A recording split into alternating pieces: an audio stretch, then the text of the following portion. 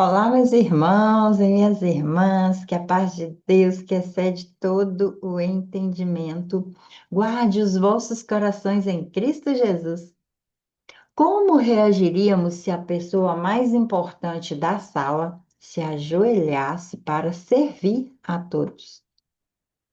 O mestre que se tornou servo. A lição surpreendente de João 13. Nesse contexto, escrito por João, entramos em um dos momentos mais íntimos e profundos da vida de Jesus com seus discípulos. É a noite da última ceia. Pouco antes de sua prisão e crucificação, Jesus sabe que sua hora está próxima. Ele sabe que em breve enfrentará sofrimento, rejeição e morte. Mesmo assim, em vez de focar em si, ele decide ensinar uma das lições mais poderosas sobre amor e humildade. Durante a refeição, algo inesperado acontece. Jesus se levanta da mesa, pega uma toalha, caminha em direção aos discípulos com uma bacia e começa a lavar os pés dos discípulos. Naquela cultura, lavar os pés era uma tarefa reservada aos servos, porque as pessoas caminhavam por estradas empoeiradas usando sandálias. Era um gesto de serviço simples, mas significativo, e agora o próprio Messias fazendo isso. Vamos à nossa leitura? João capítulo 13. Ora, antes da festa da Páscoa, sabendo Jesus que já era chegada a sua hora de passar deste mundo para o Pai, como havia amado os seus, que estavam no mundo, amou-os até o fim. E acabada a ceia, tendo já o diabo posto no coração de Judas Iscariotes, filho de Simão, que o traísse, Jesus, sabendo que o Pai tinha depositado nas suas mãos todas as coisas e que havia saído de Deus e ia para Deus, levantou-se da ceia, tirou as vestes e, tomando uma toalha, cingiu-se. Depois, deitou água numa bacia e começou a lavar os pés aos discípulos e a enxugar-lhes com a toalha com a qual estava cingido. Aproximou-se, pois, de Simão Pedro, que lhe disse: Senhor, tu lavas os meus pés a mim? Respondeu Jesus e disse: O que eu faço não sabes agora, mas tu saberás depois. Disse-lhe Pedro: Nunca me lavarás os pés. Respondeu Jesus: Se eu não te lavar, não tens parte comigo. Disse-lhe Simão Pedro: Senhor, não só os pés, mas também as mãos e a cabeça. Disse-lhe Jesus: Aquele que está lavado não necessita de lavar senão os pés, pois no mais todo está limpo. Ora, vós estáis limpos, mas não todos. Porque bem sabia ele quem o havia de trair. Por isso disse: Nem todos estáis limpos. Então, depois que lhes lavou os pés e tomou as suas vestes e se assentou outra vez à mesa, disse-lhes: Entendeis o que vos tenho feito? Vós me chamais mestre e senhor, e dizeis bem, porque eu o sou. Ora, se eu, Senhor mestre, vos lavei os pés, vós deveis também lavar os pés uns dos outros, porque eu vos dei o exemplo para que, como eu vos fiz, façais vós também. Na verdade, vos digo que não é o servo maior do que o seu senhor, nem o enviado maior do que aquele que o enviou. Se sabeis essas coisas, bem-aventurados sois se as fizerdes. Não falo de todos vós, eu bem sei os que tenho escolhido, mas para que se cumpra a escritura, o que come comigo levantou contra mim o seu calcanhar. Desde agora vos digo, antes que aconteça, para que quando anoitecer acrediteis que eu sou. Na verdade, vos digo: se alguém receber o que eu enviar, me recebe a mim. E quem me recebe a mim, recebe aquele que me enviou. Tendo Jesus dito isso, turbou-se em espírito e afirmou, dizendo: na verdade vos digo que um de vós me há de trair. Então os discípulos olharam uns para os outros, duvidando do que ele falava. Ora, um dos seus discípulos, a quem Jesus amava, estava reclinado no seio de Jesus. Então, Simão Pedro fez sinal a este para que perguntasse quem era aquele de quem ele falava.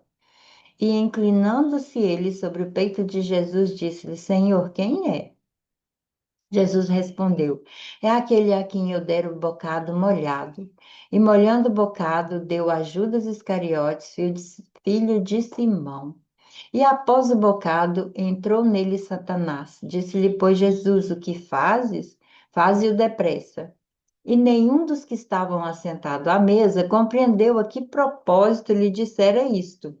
Porque, como Judas tinha a bolsa, pensavam alguns que Jesus lhe tinha dito: Compra o que nos é necessário para a festa, ou que desse alguma coisa aos pobres.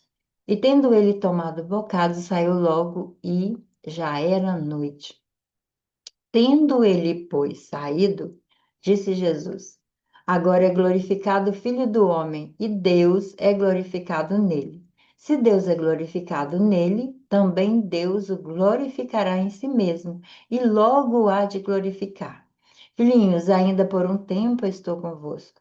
Vós me buscareis, mas, como tendo dito aos judeus, para onde eu vou, não podeis vós ir. Eu vou-lo digo também agora.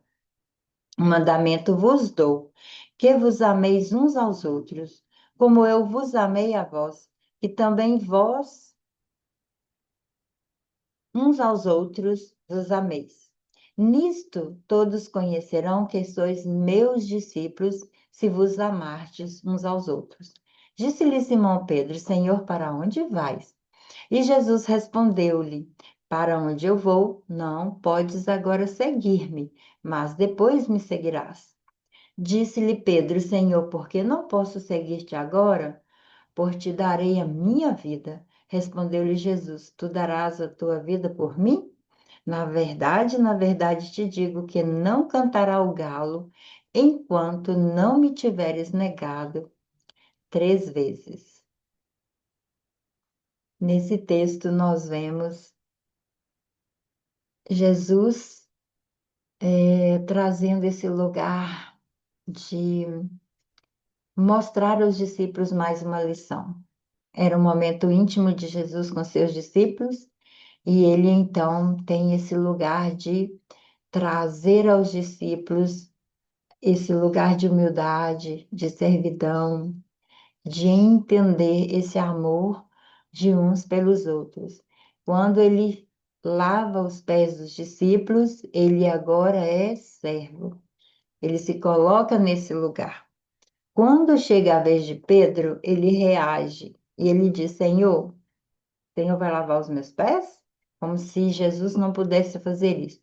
Pedro não consegue entender um mestre, um líder naquela posição de servo. E Jesus explica para ele que aquele gesto tinha um significado muito mais profundo. Não era apenas a limpeza física, era sobre transformação interior e relacionamento com Ele. E Jesus declara que se Ele, sendo Senhor e Mestre, serviu os seus discípulos, eles também deveriam aprender a servir uns aos outros. Um outro momento marcante nessa refeição foi quando Jesus revela algo doloroso. Um dos discípulos o trairia. E esse discípulo era Judas Iscariotes. Mesmo sabendo disso, Jesus demonstra amor, paciência, dignidade em sua atitude. Isto mostra que o amor de Cristo permanece firme, mesmo diante de uma traição. E nesse momento, Jesus traz um novo mandamento. Antes de terminar esse momento com os discípulos, Jesus deixa um ensino essencial. Ele diz: Um mandamento eu vos dou, que vos ameis uns aos outros, assim como eu vos amei. O amor cristão não é apenas um sentimento, é atitude, é serviço, é cuidado, é entrega. Jesus explica que esse amor seria o principal na vida dos seus seguidores, era como uma marca. naqueles que iriam escolher segui-lo. As pessoas reconheceriam quem realmente pertence a Cristo, não apenas pelas palavras, mas pela forma como amam, como servem, as atitudes, as ações. E aqui em João nós vemos que a verdadeira liderança começa com humildade. Nós precisamos repensar a nossa liderança. Como você é como líder, como você atua quando você está na posição de líder. Servir é parte essencial da vida cristã. O amor deve ser a marca dos servidores de Cristo. Jesus conhece o coração humano, mas ele continua te oferecendo graça. O exemplo de Cristo é modelo para as nossas atitudes. E eu sempre me pergunto quando estou diante de um impasse, o que Jesus faria? Talvez eu não chegue no lugar que Jesus faria, porque eu não sou ele. Eu sou uma filha dele. Mas eu posso me aproximar daquilo que ele faria, me perguntando: Jesus faria isso? Sendo quem ele era? Como que eu vou aplicar esse texto em minha vida? Aprender a valorizar a humildade no relacionamento com as pessoas. Servir os outros não me diminui, não. Só revela a minha maturidade espiritual. Pequenos gestos de cuidado podem refletir o amor de Cristo. O amor cristão se demonstra através de atitudes concretas. Seguir Jesus significa aprender a viver como ele viveu. E quais sementes eu posso deixar para a sua vida? Procure oportunidades para servir alguém. Demonstre amor através de atitudes simples. Por mais simples que seja, se existir amor ali, vai fazer uma diferença. Lembre-se de que grandeza espiritual começa com humildade.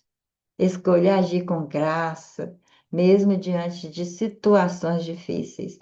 A verdadeira grandeza no reino de Deus não está em ser servido, mas em aprender a servir com amor.